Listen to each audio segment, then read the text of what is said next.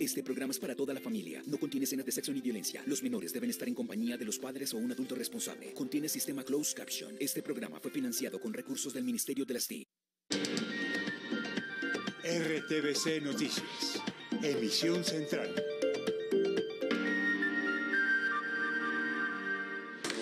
Hacer caso, no han entendido que me tienen que colaborar con el trago, entonces... Así amenazaba el tren de Aragua. Tenemos las pruebas de la Fiscalía tras el operativo a gran escala que dejó 20 capturas.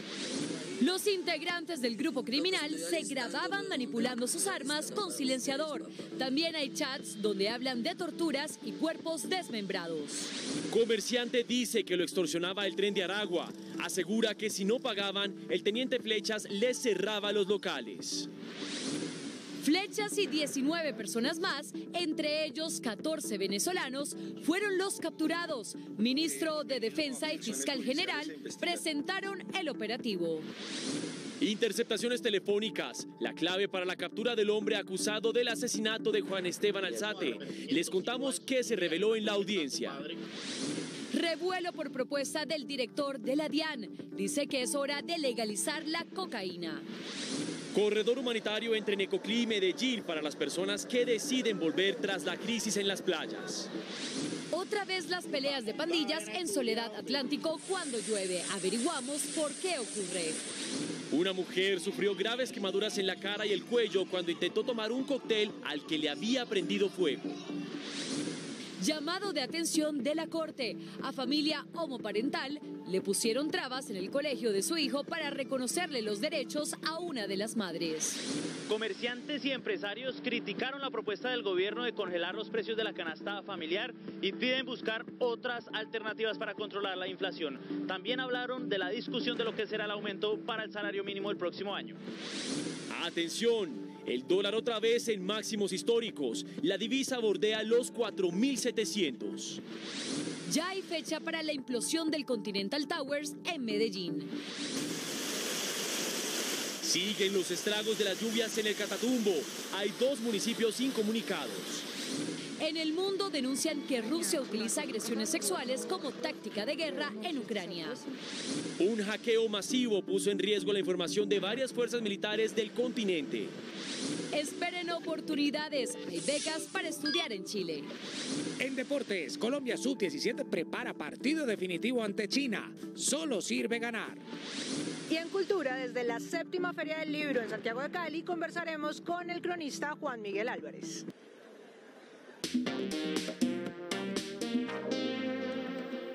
Buenas noches. En RTVC Noticias conocimos las pruebas de la Fiscalía contra las 20 personas capturadas acusadas de pertenecer a la temida banda El Tren de Aragua. Entre los detenidos está un teniente activo de la policía. Hay videos y chats donde se ve cómo amenazaban a sus víctimas. Primero eran las extorsiones, pero no tenían problemas de pasar a los crímenes con violencia extrema y torturas. Juan Carlos Giraldo, empezamos con usted. Buenas noches, adelante con los detalles. Mateo, televidentes, muy buenas noches. Pues la Fiscalía tiene cientos de horas de evidencias de interceptaciones telefónicas, también testimonios en contra de los integrantes de esta denominada banda conocida como El Tren de Aragua. Pero lo más importante es el organigrama, en el que ya tienen claro cómo funcionaban y qué papel cumplían cada una de las personas, tanto los capturados aquí en Colombia como otras personas que están fuera del país. Como que no quieren hacer caso, no han entendido que me tienen que colaborar con el trago, entonces... Las evidencias ponen al descubierto que no se trata únicamente de un grupo de delincuentes dedicado al microtráfico. Según las autoridades, la policía logró interceptar conversaciones de los supuestos delincuentes. Care niña, pero tocaba. Nosotros somos locos. Las pruebas revelan que el Tren de Aragua buscaba el control delictivo en Bogotá. Los integrantes de la banda hablan de poder territorial y macabros crímenes. Ahora soy dueño de todo ese pedazo, para que vean que no están hablando con un bobo. Ahora soy el patrón de Kennedy. Mijo, Pablito está muerto. Es más, hasta Javier lo maté. En las investigaciones se han reportado más de 26 asesinatos, casos de embolsados y torturas en Bogotá, varios de ellos al parecer cometidos por el Tren de Aragua. La policía también ha recibido amenazas. Viejo Guajiro, lo que estoy alistando, huevón, vea lo que estoy alistando para ustedes, papá, porque... Como que no quieren hacer caso, no han entendido que me tienen que colaborar con el trago. Entonces, por lo que veo y analizo que las buenas acciones no les gustan, Entonces vamos a empezar por las malas. ¿Qué pasó con que me colaboren con el trago? ¿Quieren que vuelva a Asprilla? Bueno, vamos a empezar a jugar ahora. Este es parte del organigrama del grupo criminal, cuyo jefe es un hombre conocido como alias Niño Guerrero, quien está en una cárcel de Venezuela. Desde allí ordena y controla los crímenes ocurridos en Bogotá. La organización tenía definidas sus funciones. Había 3 cabecillas y un encargado de las finanzas. 4 personas transportaban las armas de fuego. 8 hacían parte del brazo armado y 9 más administraban los sectores donde delinquían. Una persona se encargaba de la logística y alias La T, es decir, el teniente Flechas, era facilitador. El uniformado entregaba información a los delincuentes. Y RTVC Noticias conoció el testimonio de una de las víctimas del tren de Aragua. Se trata de un comerciante que recibió amenazas y extorsiones. ¿Cómo es la historia, Katy Sánchez? Muy buenas noches a usted y a todos los televidentes. De 20 a 30 comerciantes eran extorsionados en algunos barrios de la localidad de Kennedy. Algunos tuvieron que irse a otros puntos de la ciudad a vivir por sus vidas, pero en otros casos tuvieron que cerrar los locales porque el producido no les daba para pagar las extorsiones. Las víctimas de extorsiones de bandas delincuenciales y del teniente Flechas, hoy capturado, decidieron hablar. Esta banda siempre nos venían haciendo un cobro de hasta 500.000 pesos mínimo mensuales para poder entregar o para poder vender allí en el comercio. Era muy difícil porque siempre ellos nos exigían cualquier cuota mensual. O de lo contrario, por intermedio de este señor Flechas, nos decían que nos iban a sellar el negocio así teniendo toda la documentación. Aseguró que otros comerciantes quebraron o fueron desterrados del sector al no poder cumplir con las cuotas ilegales. Que algunos comerciantes tuvieron que dejar su negocio, acabar y cerrarlo, porque habían sumas bastante altas, de 500 hasta 10 millones de pesos mensuales. Y tocaba a la hora que ellos dijeran para poder cerrar este negocio. Tuvieron que recurrir a extremas medidas de seguridad. De que si no cancelaban, nos mataban. Por ese motivo siempre hemos estado como atemorizados. Algunos como nosotros hemos conseguido algunos chalecos antibalas. Esta y otras denuncias fueron tenidas en cuenta para la investigación que dio con la captura de 19 personas que harían parte de la banda Tren de Aragua. El fiscal general y el ministro de Defensa presentaron los resultados de los operativos contra esta banda. Explicaron cómo el teniente recibía pagos por información clave que después los delincuentes utilizaban. La investigación de la policía y el seguimiento de la fiscalía determinaron que el teniente Víctor Manuel Flechas, adscrito a la estación de policía de Kennedy, conocido como alias T, era pieza clave en el actuar criminal del Tren de Aragua en esa localidad. Alertaba sobre las acciones judiciales e investigativas contra sus integrantes a cambio de dádivas que oscilaban entre el 1 millón y los 2 millones de pesos semanales. En la práctica, lo que hemos venido afirmando que hay 0 tolerancia con la corrupción. El uniformado deberá responder por los delitos de cohecho propio, concusión, extorsión y concierto para delinquir. Otros de los capturados fueron identificados como Osmer Josué Castillo, alias Osmer, y Michael Brian Reyes, alias Brian, quienes tendrían contacto directo con alias Giovanni y alias Niño Guerrero, máximos cabecillas del Tren de Aragua en Venezuela. Alias Brian, el encargado de obtener estupefacientes y armas para la organización criminal. Alias Osmer, cabecilla responsable de los asesinatos selectivos. En este operativo fueron capturadas 19 personas, 14 de ellas de nacionalidad venezolana y 5 colombianas, entre las que se encuentra una mujer. Se les incautaron drogas, armas, municiones y elementos tecnológicos, especialmente celulares. Estas personas ya fueron presentadas ante un juez de control de garantías. Deberán responder por los delitos de homicidios selectivos, venta de estupefacientes al menudeo, extorsiones a comerciantes, venta de licor adulterado, entre otros. Hablemos del otro caso judicial en Bogotá, el asesinato del joven Juan Esteban Alzate. Un familiar de Gustavo Adolfo Agames, el señalado asesino, entregó información clave a las autoridades. En la audiencia, el acusado no aceptó los cargos. Los investigadores recolectaron cerca de 30 videos e interceptaciones telefónicas. En una de estas, Gustavo Agames le confesó a sus padres lo sucedido en Bogotá. Mami, la cagué en Bogotá. Mami, yo te voy a decir, pero necesito que te calmes. mami, lo que pasa es que yo sí maté al pelado del Transmilenio en Bogotá. Según la Fiscalía, un familiar habría llamado a las autoridades para entregar los datos y la ubicación de Agames, capturado en el barrio Pancenú, en Montería. Un amigo me mostró una captura de imagen en los que se ve a mi primo ahí con una gorra de KTM. Entonces me dicen que a él lo están buscando porque le dio puñal a otro man y lo mató. Entonces yo estoy dando esta información porque vi que están dando recompensa. El video de la agresión en el bus de Transmilenio fue la prueba clave de los investigadores.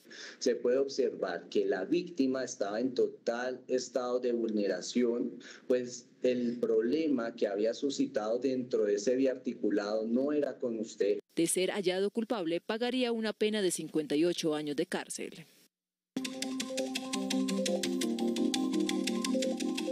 El director de la DIAN lanzó una propuesta que de inmediato inició un debate. El funcionario dijo que la cocaína debe ser legalizada y gravada con impuestos. Según el director de la DIAN, la propuesta está fundamentada en dos pilares. El primero, la legalización, que buscaría acabar con la guerra que genera la ilegalidad de la cocaína. En el momento en que se descriminalice, deja de ser rentable el cometer este crimen, porque es producir un producto que realmente es bastante sencillo de producir, comercializarlo. El segundo, gravar con impuestos a la cocaína, que serviría para fortalecer el sistema de salud pública.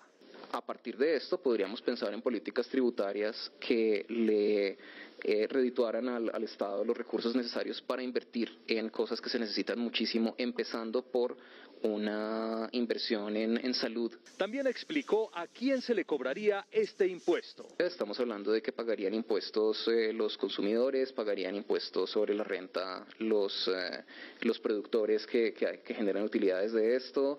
Reyes insistió en que la adicción a la cocaína debe tratarse como un tema de salud pública. En el Congreso de la República se oyeron varias reacciones a la propuesta del director de la DIAN. Veamos algunas de las opiniones. Para los partidos de gobierno, la propuesta va en línea con el discurso del presidente Gustavo Petro en la ONU sobre la legalización de las drogas. Tenemos que empezar a hablar de la legalización de la cocaína.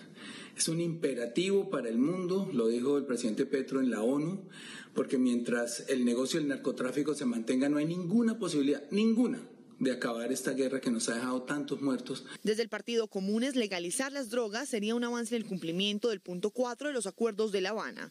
Por supuesto que esto es una decisión que ninguna nación puede tomar de manera independiente, pero es necesario. Cambio Radical afirma que es un anuncio equivocado y que no se ve un país combatiendo la criminalidad y la delincuencia. Estos anuncios sin fundamento, sin un estudio serio, preciso, generan alertas, incertidumbre, zozobra en el país. Para la oposición, el anuncio del director de la DIAN busca desviar la atención del tema. Para ellos, más importante que en este momento es la reforma tributaria. La legalización de la cocaína es completamente inviable en este momento.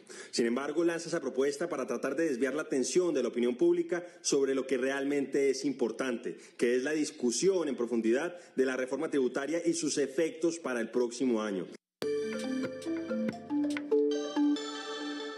Ante la crisis migratoria que se vive en Necoclí y en Turbo, el gobierno nacional habilitará un corredor humanitario hasta Cúcuta. Buses con migrantes venezolanos están regresando a Medellín. Ismael Tobón, buenas noches. Usted tiene la información. Adelante, lo escuchamos. ¿Qué tal, Mateo? Muy buenas noches. Efectivamente, ante los anuncios que han dado el gobierno de los Estados Unidos de no permitir que ingresen más ciudadanos extranjeros de manera irregular a territorio norteamericano, pues por supuesto esto ha conllevado que muchos de ellos tomen la decisión mejor de regresarse y así poder acceder al corredor humanitario que están habilitando las autoridades migratorias de Colombia. Esto, por supuesto, agrava mucho más la situación porque miles de ellos continúan llegando paulatinamente aquí a la terminal de Medellín. Algunos ya empezaron a llegar a Medellín con la esperanza de regresar a Venezuela. El anuncio del gobierno de Biden acabó con los planes de miles de extranjeros en territorio norteamericano. Nuestro destino era llegar a Estados Unidos y más todo el trabajo que pasamos, tuvimos que dejar todo prácticamente y comenzar de nuevo y ahora quedamos prácticamente en el aire. Uno como inmigrante, uno va dispuesto a todos, a ganar o a perder, ¿no? Digo yo. Ante el retorno masivo de venezolanos, Migración Colombia dispuso de un corredor humanitario que nos permita que el flujo de personas de nacionalidad venezolana que pueda o que quiera mejor, que quiera regresarse a su país, lo pueda hacer con mayores garantías. Al día están regresando desde Necoclí 10 buses a Medellín, la mayoría con población migrante dispuesta a replantear su sueño americano. Precisamente no solo el drama se vive en las costas del municipio de Necoclí y de Turbo, sino también en la frontera entre México y Estados Unidos. Allí también hay represados cerca de 24.000 migrantes venezolanos que no han podido pasar a la frontera por los últimos anuncios que han entregado el gobierno de este país, así que se encuentran realmente en un limbo, sin saber qué hacer, porque tampoco el gobierno de México ha permitido que permanezcan en este país. Atravesar un continente con la meta fija en pisar tierras más prósperas se ve así en su etapa final. ¿Cuántos países que hemos pasado para llegar hasta aquí para que pase esto? Le pedimos a las autoridades que nos ayuden, que por favor nos ayuden nada más a entrar, eso es lo único que queremos. Todos ellos son venezolanos y efectivamente han atravesado con la fuerza que les dan los pies al menos 8 países y la frustración en el tramo final cuando México se difumina con Estados Unidos se debe al impulso a la inversa que encuentran allí. Entré aquí a Estados Unidos, nos regresaron, no nos dieron respuesta, nos tomaron la huella, una foto y nos sacaron por el puente otra vez como... váyase para su casa otra vez. Como Leonetti, la situación se multiplica por cada uno de sus connacionales intentando cruzar y que encarnan aquello expresado por la Casa Blanca hace tan solo horas. Aquellos que intenten cruzar ilegalmente serán devueltos. Aquellos que sigan el proceso legal que anunciamos ayer tendrán la oportunidad de viajar de manera segura a los Estados Unidos y ser elegibles para trabajar aquí. Pero entre los anuncios de estatura binacional, los kilómetros recorridos, el dolor por cada huella y la ilusión, estos migrantes no contemplan el retorno como opción. Las fuerzas militares desmintieron la denuncia de la Defensoría del Pueblo sobre 12 niños reclutados ilegalmente en el Bagre, Antioquia. Dicen que la comunidad no tiene conocimiento de los hechos. La Defensoría del Pueblo había emitido una alerta temprana en el Bajo Cauca antioqueño y días después la Comisaría de Familia reportó el reclutamiento de 12 niños de una escuela en el corregimiento Puerto López del municipio del Bagre. Por el temor a represalias de los grupos armados, las comunidades no se atreven a denunciar ante las autoridades. Las fuerzas militares dicen que al hablar con los pobladores desmintieron. No descartamos la posibilidad de que se dé el reclutamiento, pero como te digo, en este momento denuncias o versiones de la población civil no nos llevan a concluir que efectivamente eso se haya presentado. Por ahora manejan 2 hipótesis. Una, que las confrontaciones entre grupos armados ha llevado a los padres a retirar a sus hijos de las escuelas, y la otra... Hay un sujeto que no se ha podido establecer si es del GAO Clan del Golfo o del GAO ELN, que al parecer le está ofreciendo plata a los niños, a los menores de edad, para que se vayan a alguno de estos grupos armados organizados. Las consecuencias de la degradación de la guerra en esa zona van desde el aumento de la deserción escolar hasta el desplazamiento, los homicidios, las extorsiones y el confinamiento.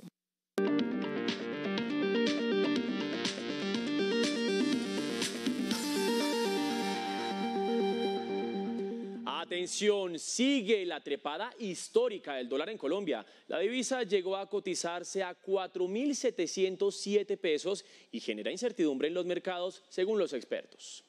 Las posturas del gobierno nacional, las alzas en las tasas de interés y la incertidumbre internacional al conocerse los datos de inflación son algunos de los factores que inciden en la subida del dólar, según analistas económicos. Esa postura del presidente Petro genera pavor en los inversores, pavor en los capitales, y de esta forma pues tenemos la devaluación del peso. Los expertos indican que en lo que va corrido del año el peso ha tenido una devaluación del 17% y en los últimos 4 meses ha sido del 24%. También influyen otros factores para su devaluación. El mercado se ha caracterizado por una enorme volatilidad. Tenemos días donde el dólar baja 80, 70 pesos y tal como ocurrió hoy, en que sube prácticamente 150 pesos. La tasa representativa del mercado está en 4.619 pesos. A pesar de su incremento, la divisa cerró la semana en 4.698 pesos, pero en próximos días podría superar esa barrera. La propuesta del gobierno de congelar la canasta familiar fue el tema de la jornada en el Congreso de Comerciantes en Cartagena. ¿Qué reacciones hay a la propuesta? Juan Sebastián Amaya, buenas tardes, buenas noches, adelante. Carolina, televidentes, muy buenas noches. Los saludo desde Cartagena con esta hermosa vista de la ciudad. Terminó este Congreso Nacional de Comerciantes y hubo varias conclusiones. La primera de ellas es que el gremio de empresarios no está de acuerdo con esa reciente propuesta que hizo la ministra del Trabajo, Gloria Inés Ramírez, de congelar los precios de la canasta familiar. Esto para controlar la inflación. Habla la ministra de esos alimentos básicos que consumimos los colombianos a diarios, como la leche, el huevo, el pan también, la carne. Y los gremios precisamente expresaron rechazo a esa propuesta y le piden al gobierno buscar otros mecanismos para controlar el aumento del costo de vida de los colombianos. Debido a la inflación y a la pérdida del poder adquisitivo de los colombianos, el gobierno propuso congelar el valor de los productos de la canasta familiar para alivianar el bolsillo de los ciudadanos. Podemos pensar en una congelación de la canasta básica, porque si a uno le suben un 10% y la canasta le sube el 12%, pues el valor adquisitivo queda subsumido. Los gremios económicos no están de acuerdo con la propuesta. Es muy bonito decir está congelado los precios de los alimentos, sin obviamente tener en cuenta la inflación, tener en cuenta la carestía, tener en cuenta a los precios que se compran. Cuando se congelan los precios, al final lo que se generan son las condiciones para que haya desabastecimiento. Algunos mandatarios locales plantean otras soluciones. En realidad no creo que una congelación por decreto sea la solución. Si algo se debe hacer para que no se incremente la canasta familiar, es subsidiar los fertilizantes que están elevadísimos, un 300% más. Se aproximan las discusiones para aumentar el salario mínimo en el próximo año. Empresarios y gobierno destapan sus primeras cartas. Esta inflación va a terminar entre el 11.5, 11.4, más la productividad seguramente nos llevará a mínimo un nivel del 13. Que debe ser un salario racional. Vamos a hacer todos los esfuerzos por acordar un salario mínimo que garantice pues la sostenibilidad, el crecimiento económico, el empleo, pero como también lo hemos dicho, sin precariedad laboral. Para este año el salario mínimo subió 10% a 1 millón de pesos. Hay preocupación y miedo en algunos barrios en Barranquilla y en Soledad cada vez que llueve. Y no solo por las inundaciones, sino también porque algunas pandillas aprovechan los aguaceros para enfrentarse a piedra. Lucía Llanes, buenas noches, la saludo y bueno, le pregunto esto, ¿a qué se debe? Mateo, muy buenas noches para usted y para nuestros televidentes. Las autoridades investigan cuáles son los motivos de estos enfrentamientos que estarían relacionados con el control de territorios por parte de estas pandillas que se atreven a lanzarse objetos, incluso a hacer disparos. En medio de los desmanes han saqueado un camión de alimentos. En video quedó registrado cómo hurtaban sacos de arroz, granos y otros artículos. Los soledeños piden mayor vigilancia en el municipio. Al parecer, cada vez que llueve, las pandillas aprovechan para generar temor en los ciudadanos. Algunos saquean, como en el barrio Villa María en Soledad. La verdad que es demasiado incómodo cada vez que llueve, porque no es la primera vez que se presentan esos desmanes con los grupos de cada barrio. Y cada vez que llueve siempre sucede lo mismo. Otros buscan apoderarse del control de algunas zonas, como en el barrio Las Cayenas. Las pandillas se enfrentan con piedras. Cada vez que llueve se enfrentan en las pandillas y aquí viven niños, personas adultas, que cualquier objeto que lancen puede lesionar a una persona. Los vecinos del sector piden a las autoridades que hagan frenar esta situación porque además hay bloqueos en las calles y daños en las viviendas. Es delicado el estado de salud de una mujer que sufrió quemaduras en el cuello y la cara cuando intentó tomar un cóctel que le habían encendido fuego. Joana Niño. Carolina y televidentes, muy buenas noches. Los hechos se presentaron en un establecimiento ubicado en inmediaciones entre el municipio de San Gil y Pinchote y por la gravedad de sus heridas, la joven tuvo que ser trasladada a la unidad de quemados del Hospital Universitario de Santander, donde recibirá un tratamiento médico especializado. Lo que empezó como una noche de tragos y diversión, hoy la tiene a la espera de una intervención quirúrgica compleja. Las quemaduras en cara y cuello con el cóctel flameado fueron graves. Va a requerir un tratamiento multidisciplinario, una estancia prolongada y esperamos que con los cuidados y la atención adecuada pues pueda salir adelante. La estadía en la unidad de quemados será larga. Por fortuna, la rápida reacción de los médicos de urgencia evitó que el daño hubiera sido mayor. Recibió la atención inicial de urgencia por parte de cirugía plástica y posteriormente fue trasladada a la unidad de quemados donde en este momento se encuentra internada. La joven hace pocos días había cumplido la mayoría de edad. La Corte Constitucional le hizo un llamado al bienestar familiar y a la registraduría para que se abstengan de someter a demoras y a trámites administrativos innecesarios a las familias homoparentales o diversas en relación con la expedición del registro civil de nacimiento de sus hijos. El pronunciamiento fue hecho al estudiar una tutela que presentó la madre de un niño en contra de un colegio en Bogotá. La institución no lo reconoció como representante legal del menor de edad con el argumento de que en el registro civil de nacimiento de Venezuela solo figuraba su excompañera permanente. El centro educativo tenía conocimiento de la conformación homoparental de su familia y de las dificultades que habían tenido para acceder a la inscripción del nacimiento de su hijo en el registro civil colombiano. La accionante presentó el registro civil de nacimiento de su hijo en el que consta la afiliación del menor de edad y allí figura expresamente como madre, pero el colegio exigió prueba de la legitimidad del documento público y no le permitió conocer el proceso educativo y psicológico del niño, ni ingresar a la plataforma de educación virtual. En medio de las reclamaciones ante el colegio y la Secretaría de Educación de Bogotá, fue expedida una sentencia de restitución internacional del menor de edad por autoridades judiciales venezolanas, puesto a que su excompañera sentimental se llevó del país al niño. Respecto a familias conformadas por parejas del mismo sexo, estas no deben ser sometidas a trámites administrativos innecesarios porque afectan de manera grave, como en este caso, tanto a la madre como al hijo menor de edad. El ministro de Transporte anunció que avanza el proyecto que busca convertir a gas natural los articulados de los sistemas masivos de transporte del país. El anuncio fue hecho en Barranquilla.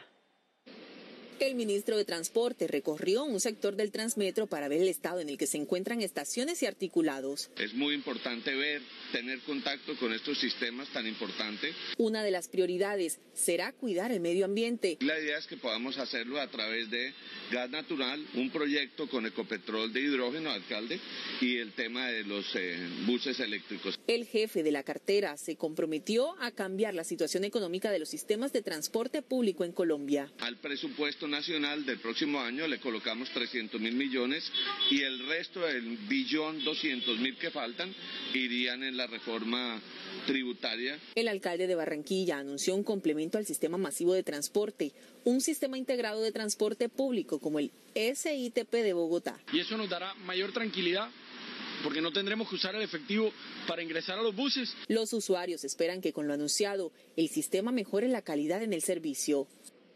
Y hoy se conoció la fecha para el proceso de implosión del edificio Continental Towers en Medellín. Será en menos de 4 semanas. La demolición del tercer edificio con fallas estructurales de la firma CDO será en un mes. Nos han informado que hacia la tercera semana de noviembre se estaría dando la implosión.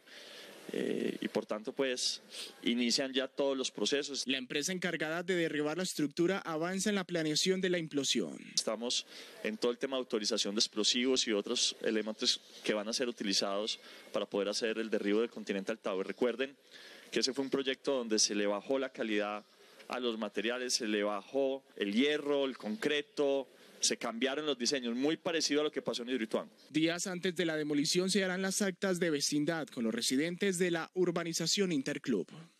Finalizaron las jornadas de desalojos en el oriente de Cali. 53 hectáreas que estaban invadidas desde 2021 fueron devueltas al municipio. Alejandro Muñoz, buenas noches. ¿Qué medidas anunció el alcalde? Adelante. Carolina, televidentes, buenas noches. Pues las medidas o los anuncios que ha entregado el alcalde es que están detrás de los denominados tierreros o personas inescrupulosas que estarían comercializando estos lotes. Aseguran que los están vendiendo desde 300.000 pesos hasta 8 millones. Por otro lado, el miércoles 19 de octubre serán intervenidas otras 2 zonas de invasión, Villa Mercedes y Cauquita, que quedan ubicadas en este mismo sector de la capital vallecaucana. 2 semanas duraron los operativos de desalojo para recuperar 50 hectáreas invadidas. Para evitar que la historia se repita, el alcalde de Cali pidió judicialización para quienes lo hagan. Definitivamente necesitamos un escuadrón especializado que vaya por y atrás de este tipo de invasores. También se aumentarán los operativos en las zonas más expuestas a esta problemática. Ahí cerca a Celote se va a construir la universidad en el oriente de la ciudad, por eso no podemos dejar que esos predios sean invadidos. Ya hoy terminamos, recuperamos cerca de 48 hectáreas. Las casi 5.000 personas desalojadas protestarán mañana como rechazo a lo sucedido, aprovechando la visita del presidente Petro a Cali. Llegamos a este lugar sin nada y estamos acá y de acá también nos quieren desalojar, siendo colombianos con el mismo derecho que tenemos todos. Nos están sacando del lugar. Durante los desalojos, 3 uniformados quedaron lesionados. En una audiencia pública en La Guajira, la ministra de Salud aseguró que con un modelo de salud preventivo será garantizada la atención de las comunidades guayú. Karen Pedrosa, periodista de la Radio Nacional, tiene más detalles. La audiencia se desarrolló en el municipio de Fonseca, donde la ministra Carolina Corcho se refirió a la reforma a la salud impulsada por el gobierno nacional. También habló acerca del modelo preventivo de salud que se tiene proyectado. Anunció la apertura de una oficina de la Superintendencia de Salud en este departamento y también indicó que ya la sentencia T302, que ordenó al Estado el cumplimiento de los derechos a la salud del agua y la alimentación del pueblo guayú, cuenta con recursos asignados en el presupuesto nacional. Para que hayan equipos médicos interdisciplinarios en el territorio con un modelo de atención guayú, con promotores de salud guayú. Radio Nacional de Colombia y RTVC Noticias conectados 24/7. Las lluvias continúan causando estragos en las vías del Catatumbo en norte de Santander. 2 municipios y 3 corregimientos están incomunicados por derrumbes. Joana Lobo, periodista de la Radio Nacional de Colombia, nos amplía la información. La fuerte ola invernal tiene en alerta roja el 80% de los municipios del departamento, entre ellos Ocaña, que con los últimos aguaceros ha tenido afectaciones en viviendas y vías tanto en zona rural como urbana. Asimismo, el municipio de Acarí se encuentra nuevamente incomunicado por los deslizamientos que persisten. Pues también cabe resaltar que la maquinaria de gestión de riesgo del departamento, articulado con la jefatura de maquinaria del municipio de Acarí, pues están trabajando para mitigar esta situación. Ante esta situación, los organismos de socorro hacen las recomendaciones a la comunidad que vive en zona de riesgo, estar alerta ante cualquier emergencia. Radio Nacional de Colombia y RTVC Noticias conectados 24/7. Viernes, inicio de puente. Con los periodistas de los medios públicos les contamos cómo están las vías más importantes. En Bogotá, las salidas a esta hora con mayor flujo vehicular son la calle 13, la calle 80 y la autopista sur. En esta última hay obras en diferentes tramos de ampliación vial para destinos como Girardot, que generará varios retrasos. Algunas vías de Santander están afectadas por la temporada de lluvia. La ruta Enciso-Carcasí se encuentra cerrada y en el corredor vial Matanza-Charta hay paso restringido. Según los pronósticos, las precipitaciones aumentarán durante el puente. Por la temporada de lluvias en el departamento se mantiene cerrada la vía Medellín-La Pintada a la altura del municipio de Santa Bárbara y paso a un carril en el kilómetro 76 entre Taraza y Caucasia. Se recomienda precaución en la vía Buenaventura, ya que será cerrada de 10 a 5 de la mañana para retirar escombros que dejó un derrumbe. Expertos en el clima aseguran que la probabilidad de tormentas eléctricas este sábado y domingo está en un porcentaje del 27% en el Valle del Cauca.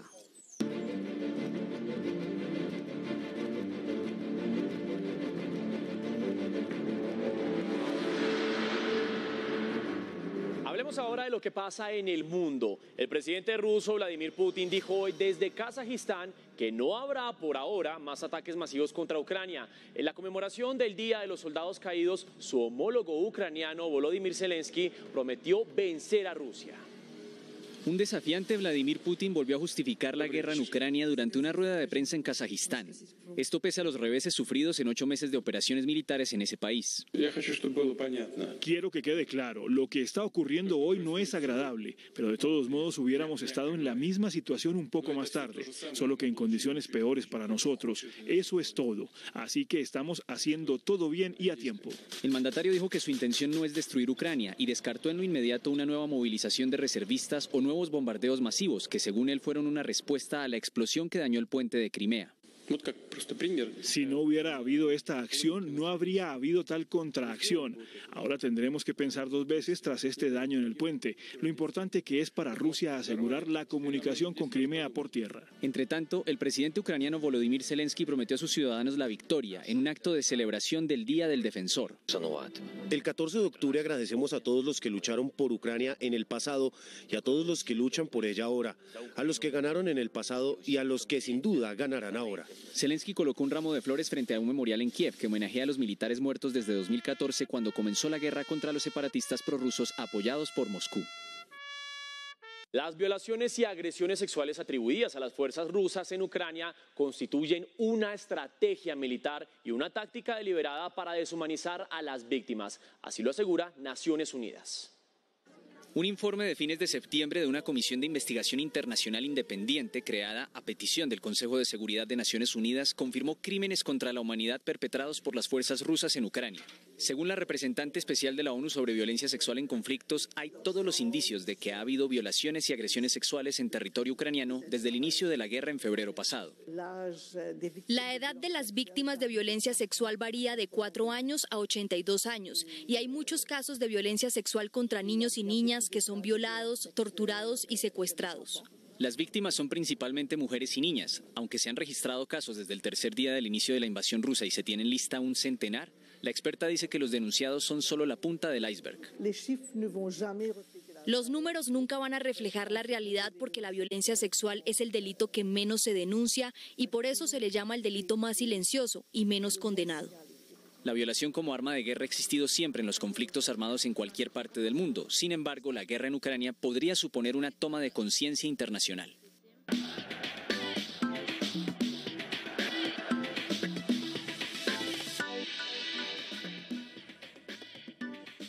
Muy buenas noches en Colombia, muy buenas madrugadas aquí desde Navi, Mumbai. Es sábado y estamos a pocas horas de que la selección Colombia tenga su partido, su segundo partido del Grupo C en este Mundial de la categoría Sub-17. Se enfrentará a la selección de China. El objetivo es sumar de a 3 porque son importantes esos puntos para pensar en la clasificación a la siguiente ronda.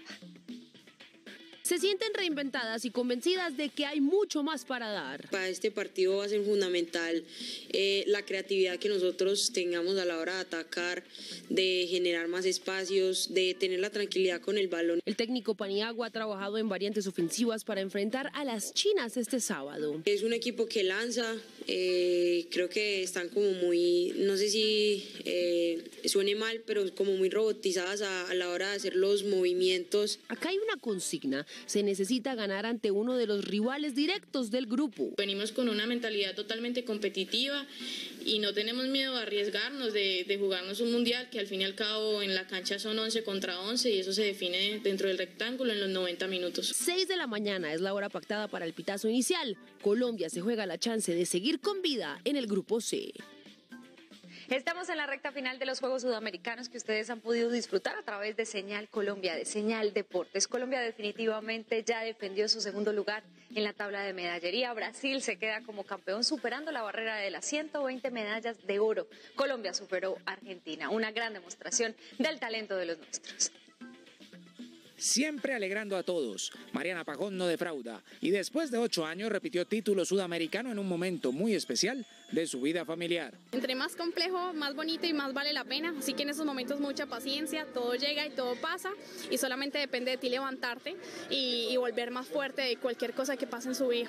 La lucha también le da alegrías a Colombia. Oscar Tigreros ganó el oro en el estilo libre categoría hasta 57 kilos. El squash pertenece a Colombia y a las hermanas Tobar, que ganaron en el doble femenino a la pareja de Chile. Muy felices por esta victoria, una más, competir con mi hermana es todo un sueño y nada, estamos muy felices por esta medalla de oro. Y la velocidad del ciclismo en pista también es colombiana. Murillo y Puerta ganaron oro y plata en la competencia individual masculina. La verdad nos hemos preparado demasiado bien y bueno, aquí está el resultado al esfuerzo. Colombia se consolida en el segundo lugar del medallero general detrás de Brasil y dejando a Argentina en la tercera plaza.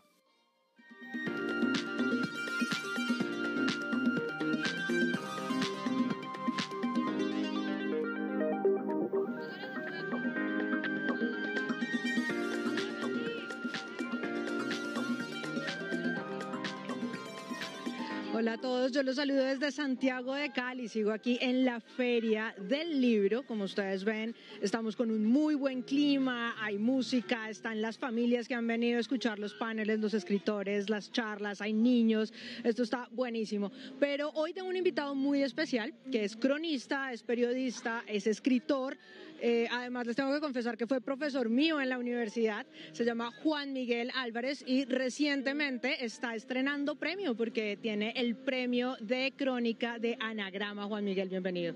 Hola Laura, encantado de estar en tu sección como siempre, muchas gracias. No, encantados nosotros. Juan Miguel, el libro se llama La guerra que perdimos. ¿Perdimos cuántas guerras?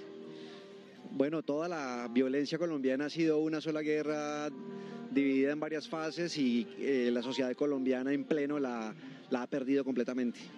Son 11 crónicas en las que usted va contando cómo le ha ido a las víctimas de la guerra, pero también a los victimarios, ¿no? Esta vez usted decidió incluir por ahí un poco de eso. Sí, pero no en función de victimarios, sino en sus fases antes de ser victimarios, es decir, como que los empujó a cometer ciertas acciones. Y entonces, digamos, primero se leen como víctimas y bueno, después aclaro un poco que terminan siendo victimarios, pero primero víctimas. O sea, terminan siendo victimarios porque fueron víctimas como consecuencia sí, de... Digamos, las circunstancias de la guerra en Colombia han sido siempre muy difusas y aquí lo que ha ocurrido es que una víctima, digamos, no es víctima absoluta o no necesariamente es víctima absoluta y un victimario no es victimario absoluto, no necesariamente. En estos casos, en los casos en los que yo incluí en mi libro, digamos, son casos en los cuales una persona es víctima de unos hechos de violencia muy cruentos y esos hechos de violencia generan unas circunstancias tales que esa persona termina también cometiendo crímenes posteriores. Entonces, primero víctima y luego victimario. Pero eso no significa que todos los victimarios tengan ese perfil, ¿no? Significa que la guerra en Colombia tiene esa dificultad. Bueno, Juan, le vamos a contar a la gente un poco de esta feria. Resulta que esta feria está enfocada en la neurodiversidad, pero vean esto. Neuropoderosos es una franja temática inspiradora y novedosa que reconoce la neurodiversidad. Vamos a traer expertos, autores en déficit de atención, en hiperactividad, en síndrome de Down, en espectro autista, en síndrome de Tourette. Que la feria sirva como caja de resonancia para hablar de temas muy importantes porque las familias están muy solas. Juan Miguel, entremos un poquito en las crónicas como tal. Son casos y escenas que realmente son muy dolorosas, son escalofriantes. Por ejemplo, usted se encuentra con este hombre al que una mina antipersona lo dejó ciego. Usted se encuentra con esa historia y cómo dice, voy a empezar a contar la crónica desde esta escena, desde este punto. ¿Qué pasa en usted para que se siente ahí a darle forma? Bueno, el proceso es más o menos el siguiente. Yo logro que mi cabeza, que mi memoria recree toda la historia de principio a fin y cuando la tengo toda en la cabeza puedo empezar a elegir cuáles son los momentos en los cuales se sienten algunos puntos de mayor tensión. Esos puntos sirven para situarlos en el relato. El primer punto, el punto de partida, debe ser un punto de tensión, digamos un punto intermedio puede ser otro punto de tensión y al final, justo antes del final, digamos, podría ser otro punto de tensión. Entonces yo escojo esos puntos de tensión y los sitúo como si fuera a poner mojones en una tierra yerta. Después de eso lo que hago es llenar esos espacios con el relato, con el resto del relato. Entonces, digamos, mi técnica en ese sentido tiene que ser primero elegir unos momentos específicos y después entonces las lleno de contenido. Ese es más o menos lo que yo hago y eso fue lo que hice con esa historia. ¿Y esos momentos específicos los coge como por instinto, como los que más le llegaron a usted o cómo los decide? Bueno, esa es una pregunta súper difícil de responder, porque sí, bueno, yo diría por instinto, pero es que ese instinto está cultivado. Entonces, digamos, mucho entrenamiento como lector, mucho entrenamiento también con editores, o sea, escribir y que los editores revisen, mucho entrenamiento también yo escribiendo solo y dándome cuenta en qué fallo, en qué estoy bien, en qué estoy muy mal.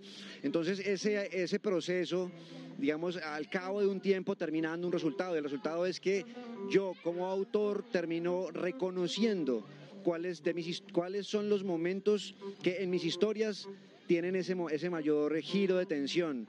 O sea, ese reconocimiento se logra a partir del entrenamiento, a partir del aprendizaje. Ahora, hay autores que tienen tanta sensibilidad con los hechos humanos, con la vida en general, que no necesitan entrenamiento y que reconocen eso a simple vista. Pero no, yo soy un autor que me toca esforzarme entrenando. Bueno, Juan, pero Juan no es la única cuota que tenemos en esta feria, es una de nuestras cuotas de orgullo, pero el país invitado de honor a esta feria es Israel y también trae escritores muy interesantes. Vean esto. Por parte de Israel, país invitado a la Feria del Libro de Cali, estará presente Ornar Breyer, estrella de los títeres, destaca por la contundencia de su espectáculo. También estará Joao Fichet, guitarrista y compositor considerado por la crítica internacional como un músico con profundidad emocional.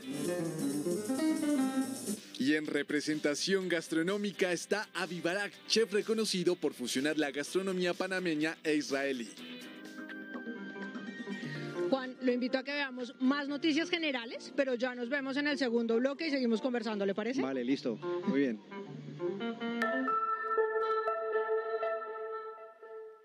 Llegamos a oportunidades, atentos porque hay becas para estudiar maestrías en Chile. Les contamos cómo aprovecharlas.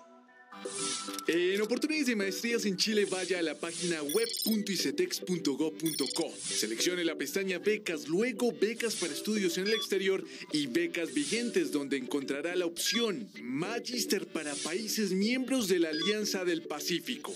Lea con atención la descripción y requisitos de la convocatoria, como ser funcionario del Estado o docente, ser mayor de 21 y menor de 65 años, tener un promedio mínimo de notas de pregrado de 3.7/5 y preferiblemente tener mínimo un año de experiencia profesional. Atentos, el programa cuenta con financiación del 100%, además suministra un estipendio mensual de 560,000 pesos chilenos. Y mucho ojo, tiene plazo de aplicar hasta el 15 de noviembre de 2022. Y muy importante, recuerde que si quiere seguir informado 24/7, nos encuentran en todas nuestras redes sociales como RTVC Noticias. La Gobernación de Sucre liquidó el proyecto de fortalecimiento de capacidades tecnológicas para laboratorios clínicos y salud pública, luego de 2 alertas de la Procuraduría por supuestas fallas en el proyecto. Más hechos del día en un minuto.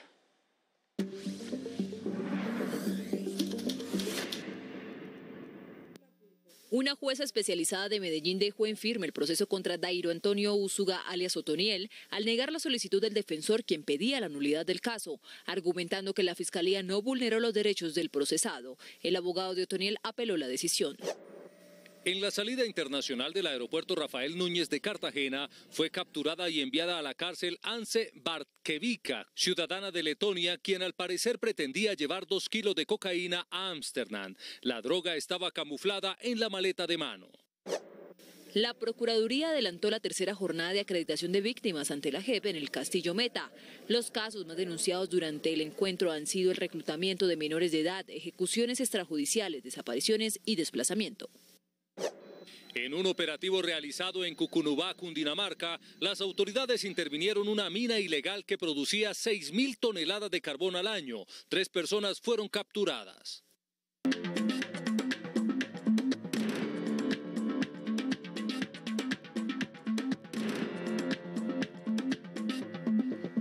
Más noticias del mundo. La vulnerabilidad de las fuerzas militares latinoamericanas, o al menos de su información, quedó expuesta por los recientes hackeos a sus bases de datos de Guacamaya Leaks, organización que ha revelado datos confidenciales del gremio castrense mexicano, peruano, chileno y ahora también colombiano. Este hecho, que este hombre, voto sobre voto, consiguiera esto, ser el ahora presidente de Chile y tornarla de izquierda, era sopesado como equivalente a un riesgo a escala regional a más de 6.000 kilómetros de distancia en Colombia. O al menos, estas 3 páginas que perfilaban a detalle hace exactamente un año a Gabriel Boric así lo demostrarían. Es una información que se comparten entre un oficial de inteligencia del ejército colombiano con una analista de información de la DNI, que es la Dirección Nacional de Inteligencia, entiendo yo que es un organismo civil. Guacamaya Leaks, organización que a través de hackeos ha accesado data confidencial, se habría sumergido en 420 gigas de información de bases de datos de fuerzas militares colombianas. Hay información muy sensible respecto a la labor de las Fuerzas Armadas colombianas en su enfrentamiento con las guerrillas y con los grupos criminales como el Clan del Golfo, pero también documentos que detallan las actividades de los organismos de inteligencia de Colombia en su frontera con Venezuela. Entre 300.000 correos electrónicos, este archivo, una comunicación fechada en septiembre de 2021, bajo la presidencia Duque, sería la más reveladora. El año pasado, Chile y Colombia tenían 2 gobiernos liderados por presidentes de derecha y lideraban de una u otra forma una alianza de gobiernos de derecha en Latinoamérica y los aparatos de inteligencia colombianos consideraban al parecer que el triunfo de Boric en Chile ponía en riesgo esa alianza y podía aislar a Colombia del resto de los países del continente. El Centro de Investigación Periodística de Chile tamizó la robustez documental, cuya validez al momento no ha sido aclarada por el ejército colombiano. Autoridades de El Salvador informaron que la policía ha detenido a más de 55.000 personas en la guerra contra las pandillas, impulsada por el presidente Nayib Bukele desde marzo, bajo un régimen de excepción. Más noticias del mundo a continuación. Al menos 22 personas murieron en una mina de carbón en la costa del Mar Negro en Turquía, donde se produjo una explosión. Decenas de trabajadores siguen atrapados. Los equipos de rescate siguen trabajando para rescatar a unos 49 mineros que quedaron bajo tierra. Un joven de 15 años que se encuentra en estado crítico en un hospital es el sospechoso de haber matado a 5 personas en Carolina del Norte, Estados Unidos. El adolescente abrió fuego en un paseo peatonal de Raleigh, una ciudad de casi medio millón de habitantes. El presidente Joe Biden volvió a pedir que se prohíban los rifles de asalto. Manifestantes ecologistas arrojaron sopa de tomate sobre el famoso cuadro Los girasoles de Vincent Van Gogh para exigir al gobierno británico que pongan fin a los nuevos proyectos de extracción de gas y petróleo. El marco sufrió daños menores, pero el cuadro resultó intacto. Los responsables fueron detenidos. La misión Crew 4 de la NASA merizó exitosamente en aguas del Atlántico frente a las costas de Florida con sus 4 tripulantes a bordo, luego de permanecer casi 6 meses en la Estación Espacial Internacional, donde realizaron varios experimentos científicos. El precio del dólar subió 147 pesos y llegó a 4.698 pesos. El precio del petróleo WTI para Colombia bajó $3.44 y se ubica en $87.77 el barril. Este viernes el peso colombiano fue la moneda que más se depreció frente al dólar. La moneda nacional tuvo una caída de menos 2,61% en el día, por encima del peso chileno, que tuvo una variación de menos 2,42%.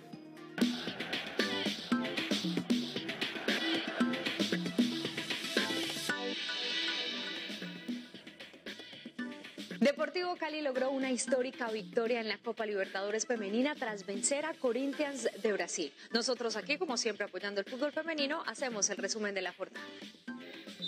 Las campeonas defensoras salieron a buscar el partido desde el primer minuto, pero Stephanie Castaño estuvo presta a reaccionar.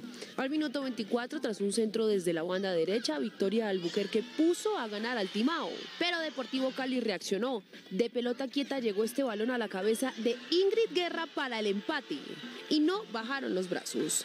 En una jugada que llevó a Paula Medina hasta la raya final, llegó este centro para que la experiencia de Tatiana Ariza le diera el triunfo a las azucareras. Creo que sí estamos muy tranquilitos de lo mental, seguimos haciendo buen fútbol, con mucha claridad para tratar de terminar las acciones que tengamos. En el complemento el equipo se cuidó y la flaca estuvo intratable. Tuvo 2 atajadas importantes y el palo derecho la salvó. Deportivo Cali hizo historia pura en Quito. Jugadoras y cuerpo técnico demostraron que las brasileñas no son invencibles y que llegan más fuertes que nunca. Iván Sosa se mantiene como líder del Tour de Langkawi y con esta información nosotros cerramos la semana deportiva en nuestro habitual resumen deportivo del día. El ciclista italiano Jakub Maresco ganó la cuarta etapa del Tour de Langkawi en Malasia. El colombiano Iván Sosa se mantuvo como líder. Einer Rubio es tercero y Esteban Chávez cuarto. Búcaros de Santander vencieron a Tigrillos de Antioquia por 87-81 en la Liga Profesional de Baloncesto de Colombia. El más destacado fue el norteamericano Kenneth Brown Jr. para los amarillos, quien anotó 31 puntos.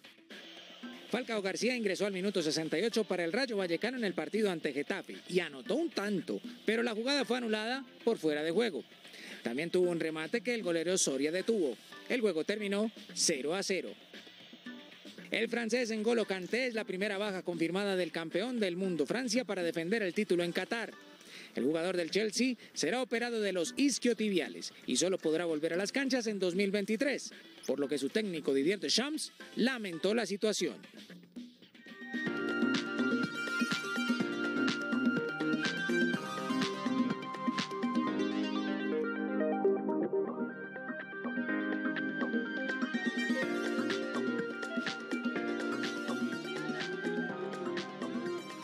Nosotros seguimos acá desde Santiago de Cali en la Feria del Libro. Ustedes atrás tienen una guitarra preciosa que les puse porque como les quedé viendo el piano, pues dije, bueno, vamos a ponerle música también a esta noche.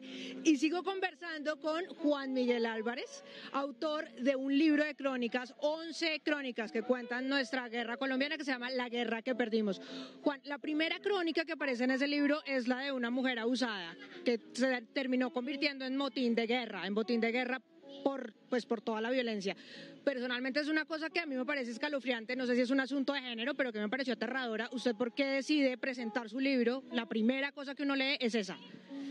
Sí, muy bien, porque mira que la idea que corre por fuera del país, incluso dentro del país, acerca de qué ha sido esta guerra colombiana, la idea más común es que hay dos bandos enfrentados. Esos dos bandos son de gente en uniforme, entrenados para la guerra, con fusiles, con botas, y están disparándose hasta morir, como si fuera una guerra equilibrada en esos términos.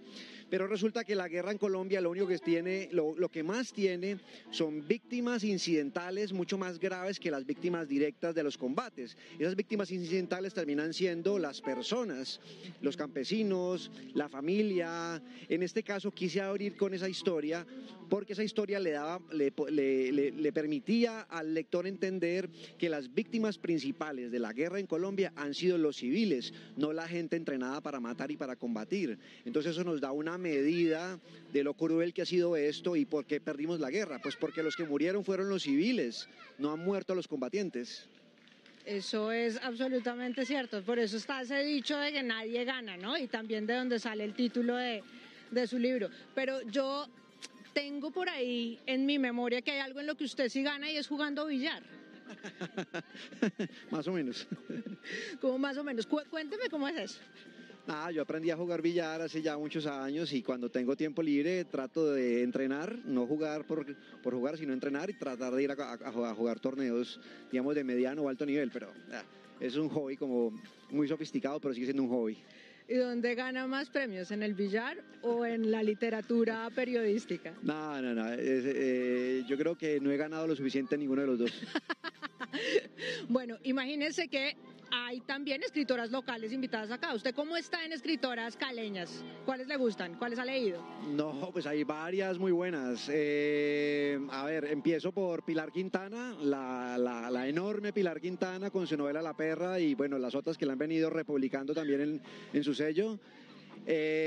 Paola Guevara, con quien estudié en la universidad, que además es la coordinadora de acá o directora general de la feria. Está Melba Escobar, la gran Melba Escobar, que hizo un libro muy importante sobre todo el caos de Venezuela. Y una última que también, pues amiga mía recientemente, Catalina Lobo Guerrero, que también es reportera de mucho vuelo y en el último tiempo se estrenó como escritora con un libro también sobre la revolución o sobre los restos de la revolución en Venezuela. Así que Cali está llena de gente muy, muy bella, muy inteligente y escritoras muy virtuosas. Yo pensé que su respuesta no iba a ser tan maravillosa, vea, pero muy bien, por supuesto, usted nunca decepciona con todas sus lecturas. Veamos quiénes nos acompañan en esta feria de Cali. Una de las franjas que destaca en la feria es la de escritoras caleñas. Viene Pilar Quintana, que tiene 3 eventos dentro de la ciudad. Viene Carolina Andújar, nuestra escritora caleña, que triunfa en el género gótico. Olga Bear, que juega de local, extraordinaria escritora, periodista. Amalia Andrade, una de las ilustradoras y literatas caleñas más celebradas y además que causa furor en las redes sociales. Juan, en mi familia siempre dicen que es muy difícil ver noticieros porque le cuentan a uno todo lo malo y que uno sale súper cargado, que porque uno nunca cuenta cosas buenas en las noticias. Yo le hago la misma pregunta, porque siempre en lo que narramos, en las crónicas, contamos la guerra, el dolor, y no le apostamos a contar como las cosas buenas que tenemos. No, digamos, yo creo que sí hay autores que se fijan mucho en esos temas. Hay autores que tienen, digamos, la cabeza más optimista, más dulce, más suave. Mi formación y mi perfil básicamente me ha empujado a escribir lo que escribo, pero yo creo que Colombia tiene una cantidad de temas muy bellos, muy poderosos narrativamente, políticamente, y que son temas dulces y que son temas, digamos, que le abren a uno una sensación de futuro, una sensación de vida mucho más gestionable que la sensación de guerra. Entonces hay los temas, hay gente que lo está haciendo. Yo lo que creo también es que la gente que lo está haciendo tampoco, digamos, ha alcanzado niveles como muy sofisticados de producción, de escritura. Ahí va, en algún momento esa gente va a llegar a un nivel muy alto y esos temas van a brillar más. Y además también, bueno, diría yo, ¿no? Hay que mantener la denuncia, que al fin de cuentas es lo que más silenciado está, y creo que usted se ha encargado muy bien de eso. Yo siempre me he puesto a pensar, vea, si uno puede hacer periodismo de cultura y venir a cosas como estas, a escuchar música, a no aguantar frío, ¿usted por qué decide que se va a ir de viaje, en lancha, a comer mal, a enfrentarse a todo ese dolor? ¿En qué momento dice, no, esto es mi vida? No, la verdad, yo no sé cómo llegó allá, o sea, tendría que escribir algo para poder ponerlo en palabras. Yo sé que en esos lugares y haciendo eso me siento mucho más vivo y mucho más pleno y mucho más lleno que en estos lugares. En estos lugares paso sabroso, como rico, me veo con amigos, pero hasta ahí, digamos, la vida realmente para mí es cuando estoy en el otro lado. Qué maravilla, Juan. Pues bueno, resulta que, como yo ya les conté, que estar aquí es muy rico. Les voy a mostrar dónde está esta feria para todos los que están en Cali y qué pueden disfrutar acá. Y no hay excusa para no ir. La feria es gratis, es al lado del río, es abierta, en una zona hermosa. Vayan y se toman un café, lleven a los niños, vayan en familia. Hay un libro para cada persona.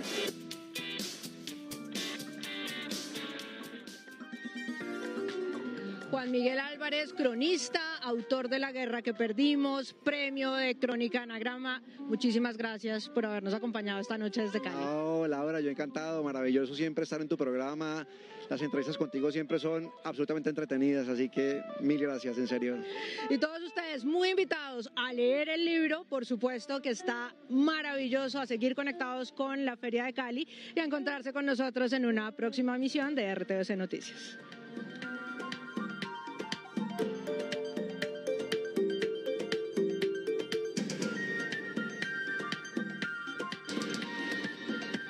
RTVC Noticias, emisión central.